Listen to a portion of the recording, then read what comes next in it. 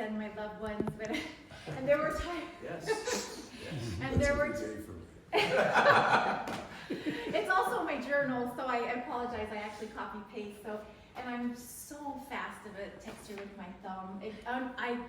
One day there's a job for thumb texting. That's right. Anyway, but I appreciate that. But the bottom line is, our takeaway wasn't, this is so hard. These diapers are hard. This is yucky. This is so, like, wasn't the takeaway was, look what we get to do. What we never would have been able to do otherwise. And I will, it's funny because we did hit on several things. I was so embarrassed about that smile and wave. And I have done that to my kids so many times. I was mortified, like, stop. And it was in like a not very nice car. And it was so sweet. But I was embarrassed. And I do it to my kids, and I know my kids have said how embarrassing, but it's so kind. It was so genuine and so sincere, and I do it too. I do it to strangers. I do it to people from the car at the grocery store. So I've really taken that with me. That kindness piece, and she did verbalize it differently. We get buzzwords over the decades, don't we? She would say, be nice. Now she'd probably say, kindness matters. Be kind. That's how she'd probably word it if she were raising us right now. And those are the reminders. So I love alliteration. We just did Red Roses for Rosie, and we're going to continue that actually for the next several months. I just got a couple more requests. And so we're ended up going to do hundreds of these, but I'm titling this my few minutes here, Rosie's Reminders. But just to back up just a little bit, if you don't know what Red Roses for Rosie. Say that like 20 times. Anyway, we were talking towards the end of her life about her favorite color, which I up until that point thought was purple. And she said, it's red because love and Valentine's and roses. Like, she was like, duh, like, of course it's red. And we talked a lot about what would heaven be like. There'd be birds, especially red birds. There'd be hearts. There'd be all things in nature that had red. And we would go on lots of trips just driving around looking at different things for colors. And red is not easy to find in a desert state. So she truly loved the red. But I wasn't aware, which is my Rosie reminder, is to listen. She changed her mind like so many years ago, and I didn't catch it. I thought it was still purple. Listen to people. We change, right? We change our minds, and I didn't catch it. And she was just like, how did you not know that? And then I'm looking at all these pictures where she's wearing red. Of course. It's not purple anymore, And these were big deals to her, because the simplest things become very big deals. The last 20 years, I think we can all attest that those simplest things were the biggest things. So Red Roses for Rosie, as you know, suffered from dementia with Alzheimer's and then severe mental illness. And a lot of times people in that population get overlooked and don't feel as loved. And so what we did is we based individual roses, and we took to dementia care centers, we went to mental health clinics. Yesterday there was caregiving specifically with all the dementia patients. Where else? The old Tempe St. Luke's. That was to the caregivers, because not only is it hard for the patients or the people afflicted with these diseases and ailments, it's hard for the caregivers. So my heart just burst with happiness for how many people were truly amazing to Rosie in the last years of her life. When I went so it's called Taros, it's a mental health clinic, but they're also a primary care physician, so they tried it, it's integrated. It lacks in some ways, but they do the best they can, and a lot of people that work there are just amazing. So when I brought the roses on Friday, the case managers came out, and the front desk girls came out, and her case manager started crying, and the front desk girls started crying. And if you've been to Taros, these people are a mess, and they're not always treating people nicely. And we've had so many experiences we've even laughed about, but some things are just flat out like, I've never taken my girls there. I didn't even want my closest friends to deliver roses there. I want to protect people from this particular clinic because it's so rough. But she was their favorite. You know how many people they serve in that market? I'm thinking thousands. Thousands of people, and they came out and they were so sweet. I'm going back Wednesday to see her doctor, because her doctor only works on Wednesday, and then her doctor reached out to me personally. I don't know how she got my information, but she did. I am so touched by that outpouring of love, and for that recognition that kindness wins.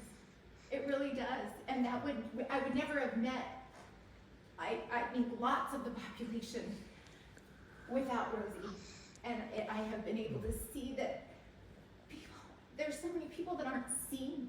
People don't want to look because it's messy. We want to look away because we think, oh, that woman's talking to herself, she's muttering, she's pacing, she's disrobing, it's uncomfortable. But people are everywhere, and they're all God's children, and we love them. And I'm so grateful that, would I have been as aware of that without Rosie? I don't think so. I'd like to believe I could. I'd like to believe I'd always see him. I'd always go to Teros in Tempe on Priest Road, right? Would I go? I think I'd stay far from there and keep my kiddos back too. And now I just march in there. I remember the VA hospital, and I didn't tell Darren, but I went and delivered blankets there down that tent area. I don't think I ever told you, not super safe, but I'm not afraid of those areas. I actually feel like those are people that need the most love, and I think I owe that to Rosie. So try to see people. Slow down a little. I think I'm talking to the wrong crowd. This is a group of very compassionate, loving people, but to me that's a reminder. Because Hollywood, what is popular and influencers are not messy, right? They're people that are polished and awesome, and like we want to be like them, because you don't see a whole lot of like severely mentally ill influencers, right? Celebrities, that's not what they look like, that's not what they represent, but you can learn so much from people that are truly just not as recognized. So the roses, which as many as we could last week before we did it officially, and one of the fellows there, he made clothing out of soda taps. Have we ever talked about soda tap, Dan? Yeah, he says funny things. I just love that guy. But he has a puppy, and he's made a lot of it because he's homeless, and so to keep out of the elements, he's made clothing with soda tabs. And someone asked him, like, how long did it take you to do that? And he's like, well, the cocaine and about 8 hours, and like, it's really impressive work, I have to say. Pretty admonished. It keeps him warm, and anyway, so I went and gave him water, dollars, and a blanket and a rose, and he grabbed the blanket. He's a little rough. Most of them are a little rough. He grabbed the rose, or he grabbed the blanket, covered his dog, took the water, opened the water, took the cash, and then he took the rose and handed it back to me. So not everyone wants roses. But that's the other thing I wanted to say as a Rosie reminder. Give without expectation. I didn't take any pictures. I'm not posting it like hashtag serve people. That's just like a way of life. Right? You don't say like, this is what I'm doing, isn't this so great? You're serving and loving because that's what Christ would have us do. People that can't help themselves or show, don't receive enough love, they need us to do that for them. Okay, so slowing down, the flowers, the birds. There was this house with a yellow door by the assisted living, and so every time we go to ice cream, there was lots of ice cream trips. I forgot the whole ice cream photo display. We went and had ice cream in her, before she came to live with me, at least once a week, and that was so much fun. And every time it would be like the new theme. That's the memory piece that I always felt like it was so complimentary, because she'd say, this is the greatest day ever.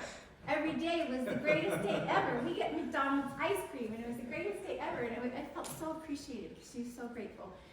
But we would always slow down for the yellow door, or we would drive around twice, and she'd say, there's the yellow door, but it would be at the beginning before ice cream, and then it would be at the end after ice cream. And so it just was very rewarding to be able to do that, because the simplest things sometimes are the most important.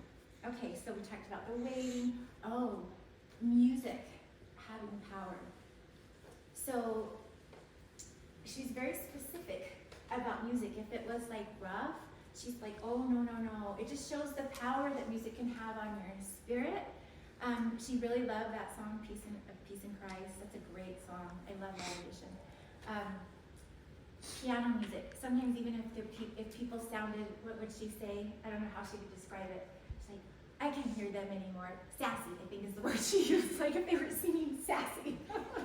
So she just was very, very affected. And my takeaway is that we all are. Some are just more spiritually in tune to that than others. But what we watch, what we hear, what we see, it all matters. It all matters. So, okay, that's a Rosie reminder. The birthday cards, I love that. I I would get them like 6 months early.